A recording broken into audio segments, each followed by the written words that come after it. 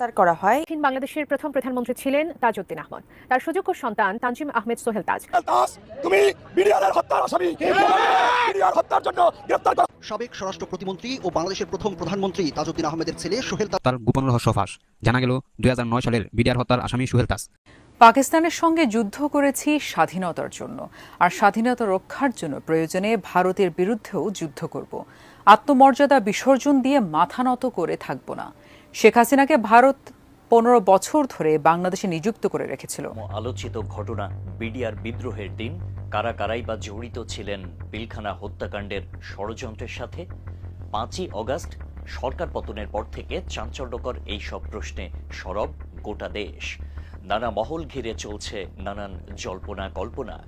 একে একে বেরিয়ে আসছে থোরের বিড়াল। বিশেষ করে বারবার সোহেল তাজের নাম উঠে আসছে। হয়েছে মারি, এবার কিন্তু বিষয়টাকে একটু তোমরা সেটেল করে ফেলো। তাই আমি বললাম যে কি ব্যাপারে বৌদি, কি সেটেল করব?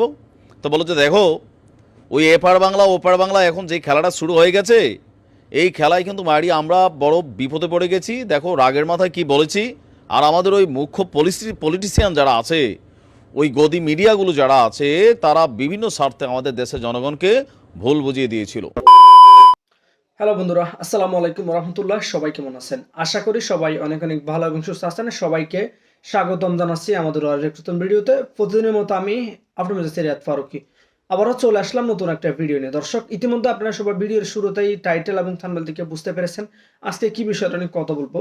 আজকে যে বিষয়টা নিয়ে কথা বলবো খুবই গুরুত্বপূর্ণ একটা বিষয়। ইতিমধ্যে ভিডিওর শুরুতে বেশ কিছু অংশ বিশেষ দেখেছেন, যে অংশ বিশেষগুলোর মাধ্যমে বুঝতে পেরেছেন আজকের ভিডিওটি কতটুকু গুরুত্বপূর্ণ হতে চলেছে।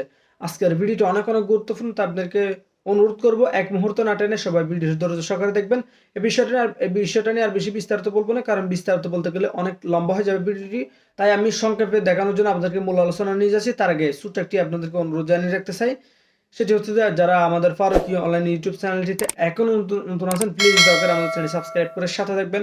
যারা যেহেতু সাবস্ক্রাইব করেছেন তাদেরকে অসংখ্য ধন্যবাদ। যারা সাবস্ক্রাইব করবেন তাদের উদ্দেশ্যে একটি কথা বলবো, আমাদের চ্যানেলের সাথে দেখতে ভালো লাগে, ভালোবাসা হয়ে যাবে ইনশাআল্লাহ। আর বেশি কথা বলেছেন, আমরা একটা ভিডিও প্রচারের মাধ্যমে একটু বিস্তারিত দেখিয়ে আসবো। পাকিস্তানের সঙ্গে যুদ্ধ করেছি স্বাধীনতার জন্য, আর স্বাধীনতা রক্ষার জন্য প্রয়োজনে ভারতের বিরুদ্ধেও যুদ্ধ করব। আত্মমর্যাদা বিসর্জন দিয়ে মাথা নত করে থাকব না। শেখ হাসিনাকে ভারত 15 বছর ধরে বাংলাদেশে নিযুক্ত করে রেখেছিল। তাই উৎখাতের পর তিনি সেখানেই চলে গেছেন, আর তাকে উৎখাত মানেই ভারতকে বিতাড়ন করা, এমন মন্তব্য করেছেন বাংলাদেশের প্রথম প্রধানমন্ত্রী বঙ্গতাজ তাজউদ্দিন আহমেদের সন্তান ও বাংলাদেশের সাবেক স্বরাষ্ট্র প্রতিমন্ত্রী তানজিম আহমেদ সোহেল তাজ। আরো জানাচ্ছেন ইমতিয়াজ আলম। আমি আওয়ামী লীগকে বলবো এবং সকল রাজনৈতিক দলকে বলবো, একটু আত্মসমালোচনা এবং আত্ম উপলব্ধি করে অনুশোচনাটা খুবই প্রয়োজন।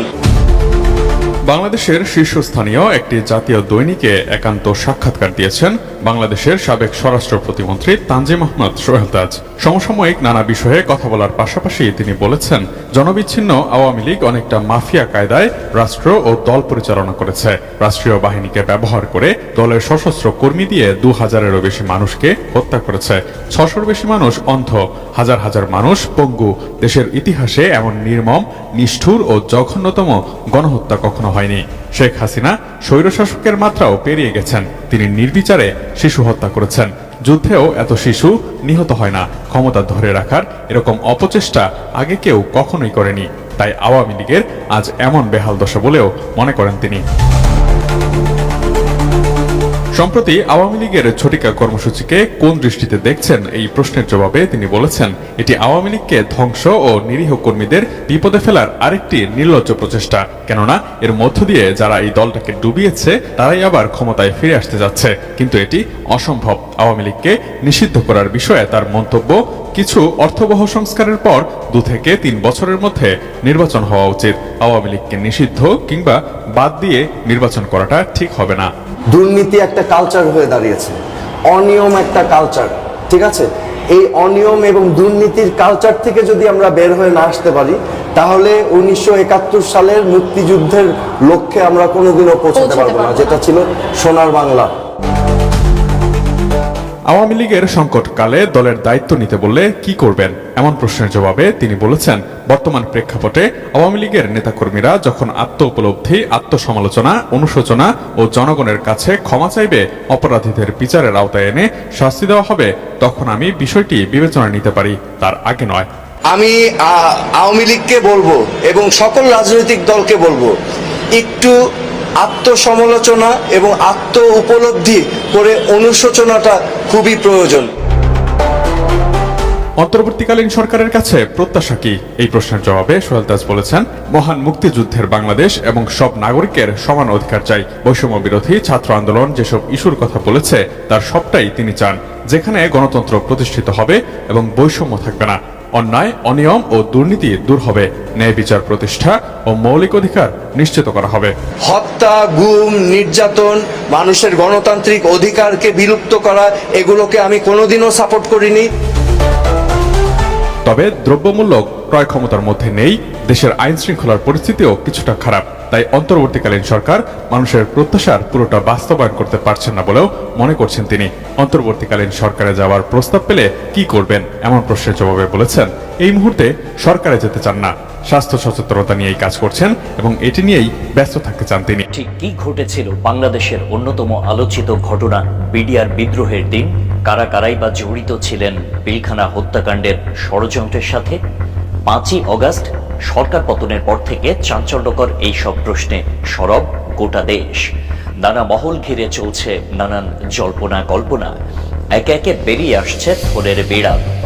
বিশেষ করে বারবার সোহেল তাজের নাম উঠে আসছে পিলখানা ট্র্যাজেডিতে জড়িত থাকার কারণে। তবে পিলখানা ট্র্যাজেডিতে নিজের নাম জড়িয়ে যাওয়ার পর অবশেষে মুখ খুললেন সাবেক স্বরাষ্ট্র প্রতিমন্ত্রী ও বাংলাদেশের প্রথম প্রধানমন্ত্রী তাজউদ্দিন আহমেদের ছেলে সোহেল তাজ। তিনি জানালেন, সত্য বলার সময় এসে গেছে। তার মতে সত্যই হচ্ছে সবচেয়ে বড় শক্তি। পিলখানা হত্যাযজ্ঞের সুষ্ঠু তদন্ত হওয়া উচিত। ভবিষ্যতে পুনর্তদন্ত হলে নিজের অভিজ্ঞতা ও পর্যবেক্ষণগুলো বলতে চান বলে জানান সোহেল তাজ। এ নিয়ে গত 15ই অগাস্ট বৃহস্পতিবার বিকেলে নিজের ভেরিফাইড ফেসবুক পেজে এসব কথা বলেন সোহেল তাজ, যেখানে তিনি লিখেছেন, সত্য বলার সময় এসেছে। সত্যই হচ্ছে সবচেয়ে বড় শক্তি। একজন মানুষের সবচেয়ে বড় সম্বল হচ্ছে তার আত্মসম্মান আর মর্যাদা, এবং সত্যই হচ্ছে সবচেয়ে বড় হাতিয়ার আর ঢাল। পৃথিবীর ইতিহাসে সবচেয়ে নৃশংস ও মর্মান্তিক ঘটনার একটি বাংলাদেশের পিলখানা ট্র্যাজেডি বা বিডিআর বিদ্রোহ। 2009 সালের 25 ও 26শে ফেব্রুয়ারি বিডিআর বিদ্রোহের ঘটনায় 57 জন সেনা কর্মকর্তা সহ 74 জন নিহত হন। বিডিআর বিদ্রোহের সময় স্বরাষ্ট্রমন্ত্রী ছিলেন সাহারা খাতুন আর স্বরাষ্ট্র প্রতিমন্ত্রী ছিলেন সোহেল তাজ। তাই অভিযোগ ওঠে পিলখানা ট্র্যাজেডির ঘটনার পরিকল্পনায় যুক্ত ছিলেন সোহেল তাজও। যদিও সোহেল তাজের পক্ষ থেকে দাবি করা হয় ঘটনার সময় তিনি দেশের বাইরে ছিলেন। তাই নিজেকে নির্দোষ দাবি করে সোহেল তাজ তার ফেসবুক স্ট্যাটাসে লিখেন, আপনারা যারা জেনে না জেনে বা বুঝে না বুঝে কোনো প্রমাণ ছাড়াই আমাকে নিয়ে পিলখানা হত্যাযজ্ঞের সঙ্গে জড়িত থাকার মিথ্যা অপপ্রচার করছেন, তাদের উদ্দেশ্যে বলবো এই কাজটা ঠিক না। আমিও বাংলাদেশের সব বিবেকবান মানুষের মতো হতভম্ব হয়েছিলাম, স্তম্ভিত হয়েছিলাম। আমিও মানসিকভাবে মর্মাহত হয়েছিলাম। আমিও সত্য জানতে চাই এবং সুষ্ঠু তদন্ত চাই। ভবিষ্যতে পুনর্তদন্ত হলে আমার অভিজ্ঞতা এবং পর্যবেক্ষণগুলো বলতে চাই। এছাড়া নিজের পোস্টে বিশেষ দ্রষ্টব্য অংশ যোগ করে তিনি লিখেন, আর যারা আতঙ্কে বা ভয়ে আছেন যে আমি কি আবার রাজনীতিতে আসছে কিনা, তাদের উদ্দেশ্যে বলবো, ডোন্ট ওরি, এই নোংরা পচা রাজনীতির ভাগ নিতে আসবো না, আপনারাই যথেষ্ট। বিডিআর বিদ্রোহের অনেকগুলো বছর পেরিয়ে গেলেও এখনো বিদ্রোহের প্রকৃত কারণ সহ অনেক তথ্যই অজানা রয়ে গেছে, থেকে গেছে রহস্যের আড়ালে। এই ঘটনায় দায়ের করা মামলার বিচার নিম্ন আদালতে শেষ হলেও এই বিদ্রোহের নেপথ্য কারণ নিয়ে নানা প্রশ্ন ও সংশয় রয়েছে। কেননা মামলার রায়ে বিদ্রোহের কারণ সম্পর্কে জওয়ানদের ক্ষোভের কথা উল্লেখ রয়েছে।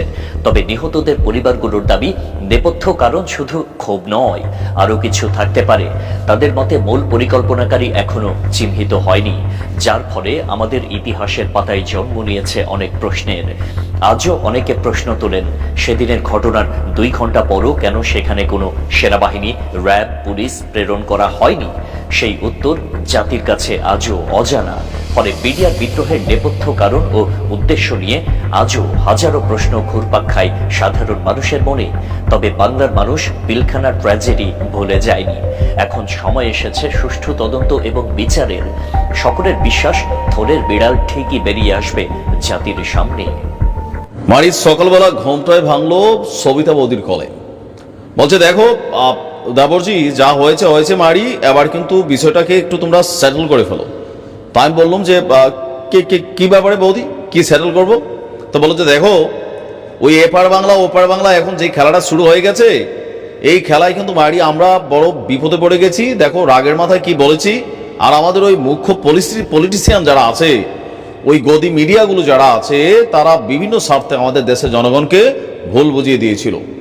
তবে হ্যাঁ, এখনো একটা পক্ষ যারা ওই রাজনৈতিক দলগুলোর সাথে কানেক্টেড, তারা কিন্তু মারি এখনো সেসব গুজব ছড়াচ্ছে।